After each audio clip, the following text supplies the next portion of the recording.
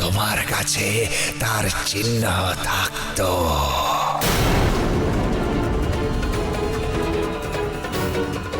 সাপটা কি চিহ্নের কথা বলছে? কিছু একটা জিনিস তো চাইছে প্রমাণ হিসেবে, কিন্তু সেটা কি? হয় প্রমাণ দাও, না হলে কিন্তু এই পবিত্র জায়গায় তোমরা অসৎ উদ্দেশ্যে এসেছ। তাই তোমাদের পরিণতি আমার পেটে যাওয়া। মরতে হবে তোমাদের।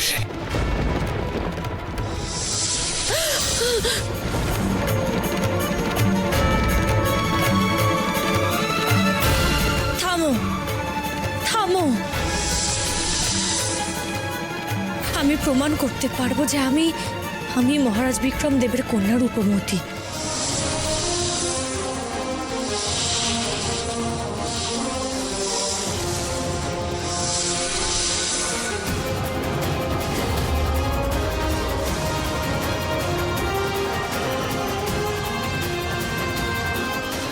এই বিশাল সাপটাকে মোটেও সুবিধার মনে হচ্ছে না রাজকন্যা। চলুন আমরা এখান থেকে চুপচাপ চলে যাই। হ্যাঁ, সেই ভালো রূপ। এই ভয়ানক সাপটাকে ভুলভাল কিছু বুঝিয়ে কাজ উদ্ধার করা যাবে না। চল পালা এখান থেকে। না অরু, আমার বাবা মানে মহারাজ বিক্রম দেব যখন আমাকে বলেছে যে আমি এই জায়গা থেকে কিছু খুঁজে পাবো, তার মানে নিশ্চয়ই আমি কিছু এখান থেকে খুঁজে পাবোই। এতদূর এসে আমি হার মানতে রাজি নই। এর আগেও আমি আমার রক্তের মাধ্যমে আমার বংশ পরিচয় দিয়েছি, আর এইবারেও তাই দেব।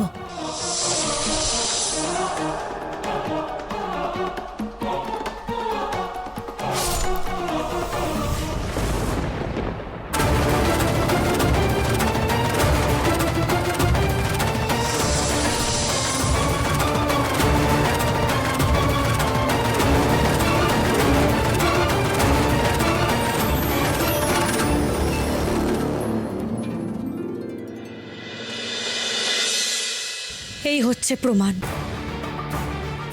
এই রক্ত মহারাজ বিক্রম দেবের রক্ত। এইবার তুমি চিনে নাও।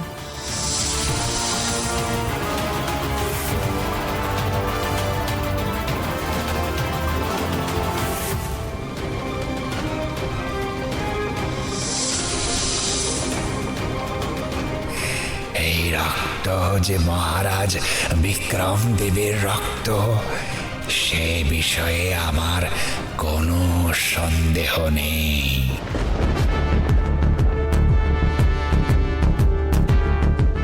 কিন্তু এই রক্ত এখানে দুজনার মধ্যে আছে, তোমার মধ্যেও আছে, আবার এই তোমার সঙ্গে যে এসেছে এর মধ্যেও আছে।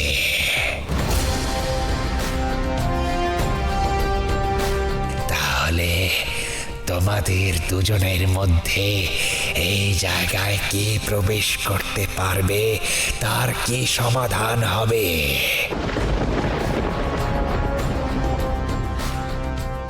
তোমাদের মধ্যে কে যাবে ভিতরে?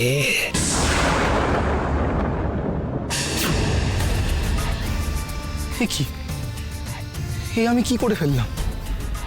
আমি যদি আজকে দিদির সাথে না আসতাম তাহলে এই গন্ডগোলটা হতো না। সত্যি তো, আমার মধ্যেও তো রাজরক্ত বইছে। আমরা দুজনে ভাই বোন। তুমি ওকে ভিতরে প্রবেশ করার অনুমতি দাও। ও আমার দিদি, রাজকন্যা রূপমতী। সে আমি বুঝতে পেরেছি যে তোমরা দুজনেই মহারাজ বিক্রমের বংশধর।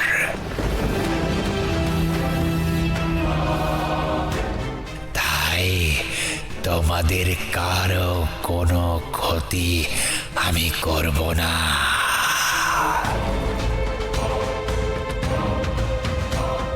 তবে এই স্থানে প্রবেশের অনুমতিও আমি তোমাদের দিতে পারছি না।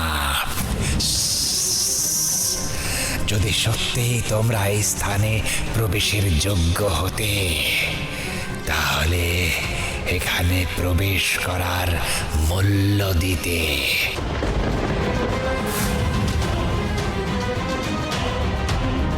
প্রবেশ মূল্য? কি প্রবেশ মূল্য?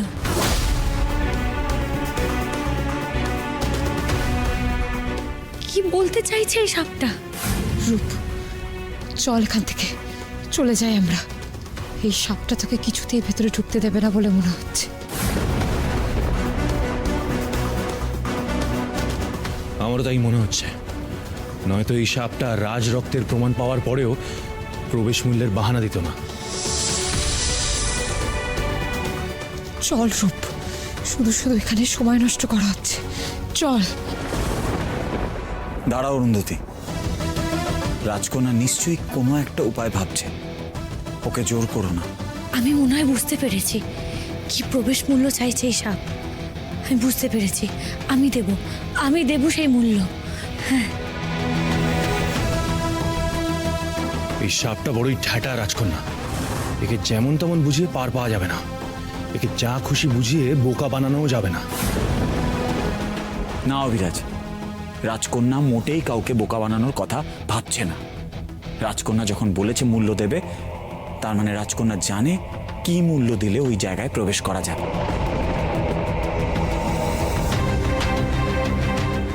রাজকন্যাকে রাজকন্যার মতন কাজ করতে দাও।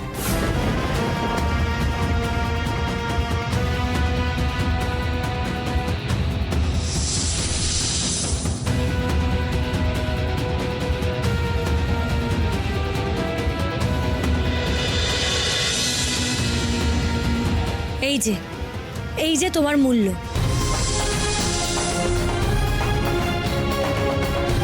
আশা করি এই রাজ চিহ্ন চিনতে তোমার কোনো অসুবিধা হচ্ছে না। রাজকন্যা রূপমতী, তোমাকে স্বাগত।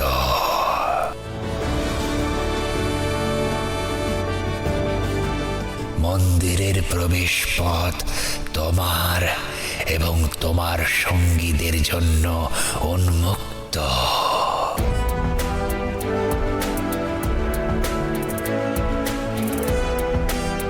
যাও, প্রবেশ করো।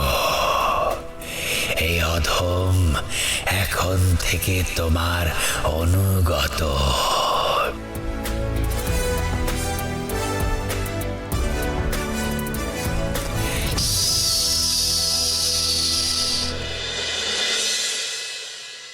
সাপ তো আমাদের স্বাগত জানালো, কিন্তু কোন পথ দিয়ে আমরা প্রবেশ করব মন্দিরে? এখানে তো কোনো পথই দেখছি না।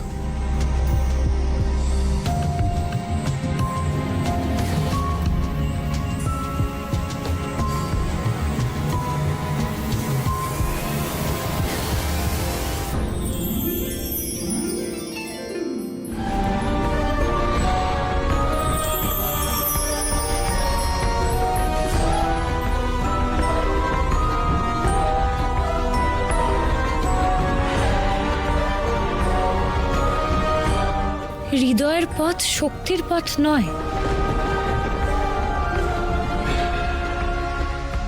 যে হারিয়েছে সে পাবে, আর যে আঁকড়ে ধরেছে সে হারাবে।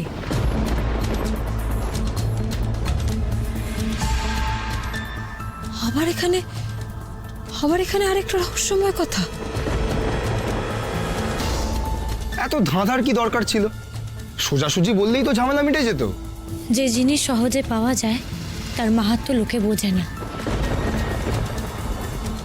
হৃদয় উপাদান আমাকে পেতেই হবে, আর তা শক্তি দিয়ে খুঁজে পাওয়া যায় না, পাওয়া যায় সত্যি দিয়ে।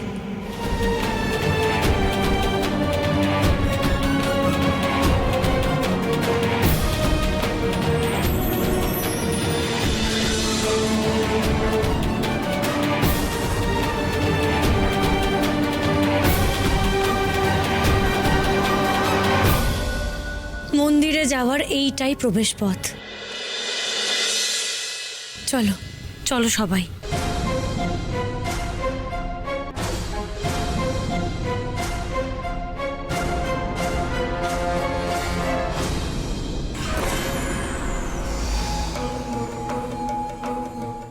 লতা, এবার তোমার কাজ শুরু।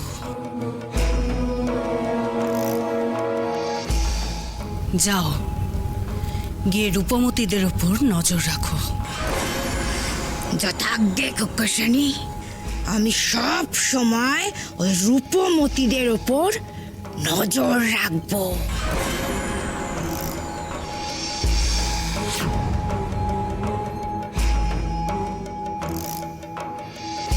এ কি, হঠাৎ আয়নাটা এরকম অস্পষ্ট হয়ে গেল কেন? জটিলা, কে ডাকলো আমার নাম ধরে? কে? বুঝেছি, আমার শক্তির বিরুদ্ধে এসে দাঁড়ানোর ক্ষমতা একজনেরই আছে।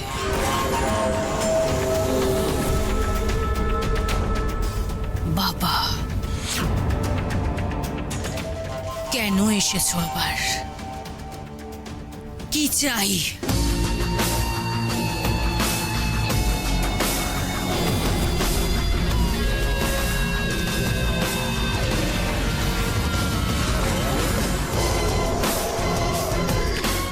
আমার কাছ থেকে আমার রাজ্য, আমার জন্মস্থান, আমার সিংহাসন ছিনিয়ে নেওয়ার পর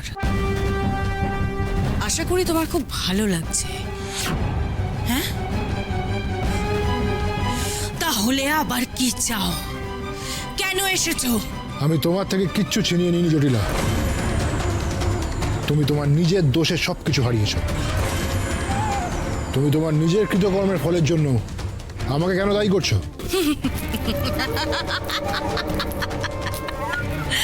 দায়ী করছি না তো?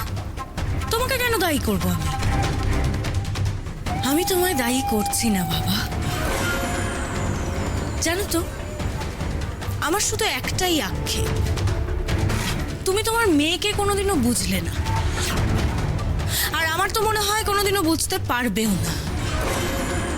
কারণ মেয়ে তো তোমার চোখে সবসময় খারাপ, সে তো কোনো ভালো কাজ করতেই পারে না, তাই না বাবা? কি জানো তো, তুমি আসলে একটা অতি সাধারণ মানুষের সামনে তুমি তোমার নিজের মেয়েকে মাথা নত করতে বাধ্য করেছো। এই আক্ষেপটা সারা জীবন আমার থাকবে। তোমাকে আজকে আমি এটাই বোঝাতে এসেছি জটিলা, তুমি যতই অন্যায় করো না কেন, আমি চিরকাল তোমার পিতাই থাকবো আর তোমাকে রক্ষা করতে চাইবো। আর যাকে তুমি সাধারণ মানুষ ভাবছো, সে কিন্তু সাধারণ নয়। তার মধ্যে একটা বৃহৎ শক্তির আধার রয়েছে, আর সে সেটা নিজেও জানে না। যেদিন সেই শক্তি জাগ্রত হবে, সেদিন জগতের কোনো অন্ধকার তার সামনে টিকতে পারবে না। আমি তোমাকে হারাতে চাই না জটিলা, পিতা হিসেবে তোমাকে রক্ষা করতে চাই। তাই বলছি, এখনো সময় আছে। তুমি একবার আমার হাতটা ধরে ফিরে চলো তোমার নিজের রাজ্যে। তোমার রাজ্যে তোমার প্রজারাই তোমার শক্তি, আর কোনো শক্তির প্রয়োজন নেই তোমার। চলো জটিলা, দেশ মাতৃকা তোমার অপেক্ষায় আছে।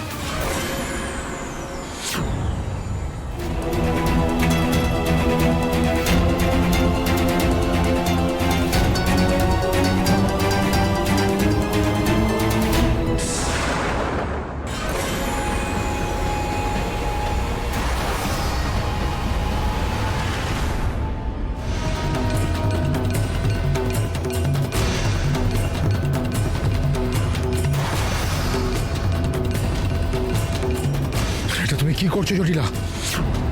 আমাকে দুর্বল মনে করেছিলেন না? শাস্তি দিচ্ছি।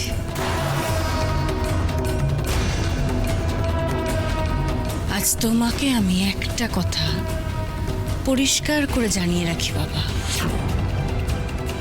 খুব তাড়াতাড়ি আমি তোমাকে মিথ্যে প্রমাণ করব।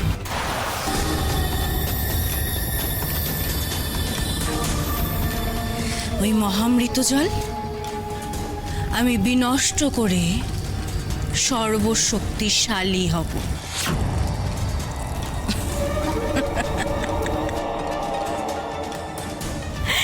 আমি তোমাকে মারবো না, হ্যাঁ, আমি তোমায় না মেরে বাঁচিয়ে রাখবো সেই দিনটা দেখার জন্য। কেমন?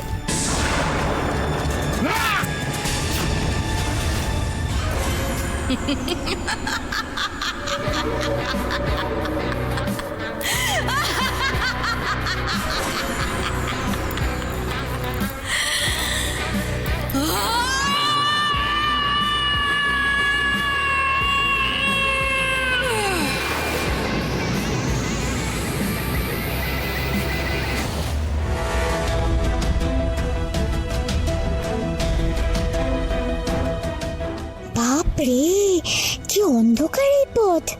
আমার খুব ভয় করছে রাজকুমারী। ভয় পেলে আমরা জয় করব কি করে? এই অন্ধকার পথ ধরেই আমাদের এগিয়ে যেতে হবে। চলো সবাই। কিন্তু রূপ, এই অন্ধকার পথে যদি কোনো বিপদ উৎপেতে থাকে, আমরা বুঝবো কি করে? না, আমার বাবা আমাকে যেই পথে পাঠিয়েছে সেই পথে কোনো বিপদ আমাদের জন্য ওত পেতে থাকবে তা আমি কিছুতেই বিশ্বাস করি না।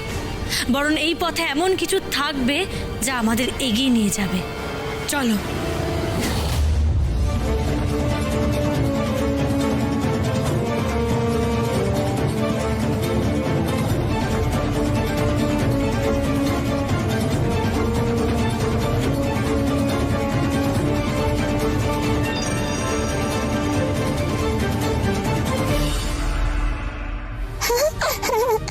আরে বাস রাজকুমারী, এগোনোর সঙ্গে সঙ্গে অন্ধকার পথে কেমন আলো জ্বলে উঠছে!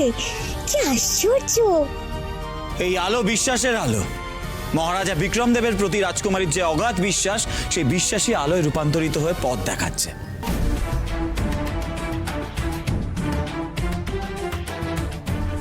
এই পথের চারিদিকে কেমন সব অদ্ভুত ছবি রয়েছে, দেখো। এর অর্থ কি?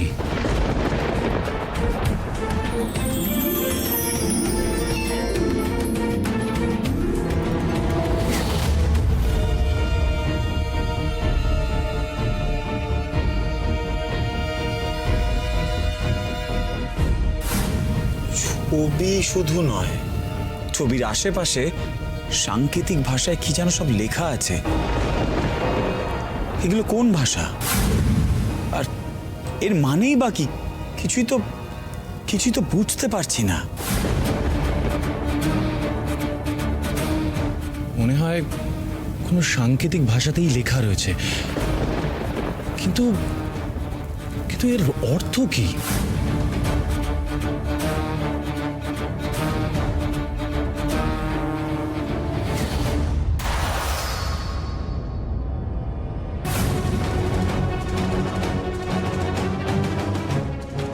নদী সব কিছু মনে রাখে কিন্তু মানুষ ভুলে যায়।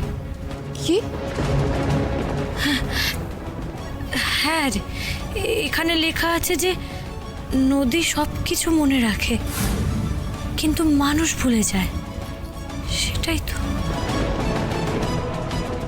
রাজকন্যা, আপনি এই লেখাটা পড়তে পারছেন? আপনি জানেন এই ভাষা? না, আমি এই ভাষা জানি না, কিন্তু এই লেখাটা স্পর্শ করতে আমার বাবার কথা মনে পড়ল। আমার বাবা যে নদীর কথা আমাকে বারবার বলতো, সেই কথাটাই মনে হয় এখানে লেখা আছে।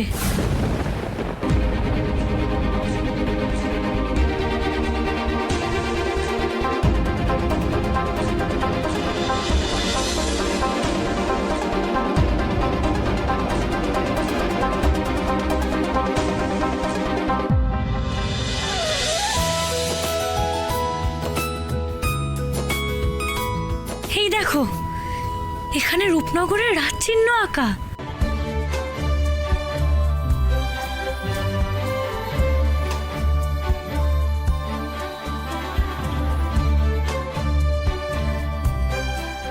এটা রূপনগরের রাজ পতাকা। এটা রূপনগরের রাজমুদ্রা।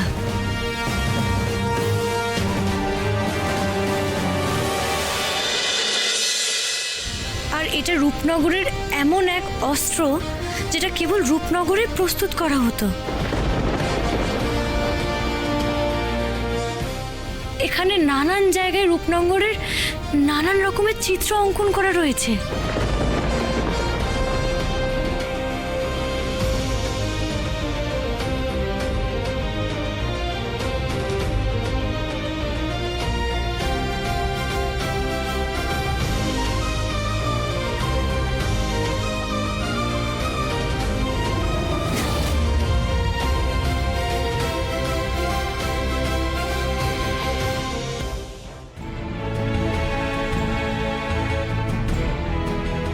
দিদি, ছবিটা দেখ।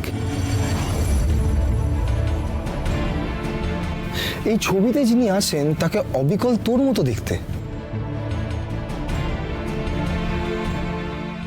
না না, আমি কেন হতে যাব? আমি তো এই প্রথম এখানে এলাম। আমার মনে হয় ইনি নিশ্চয়ই কোনো বড় যোদ্ধা ছিলেন।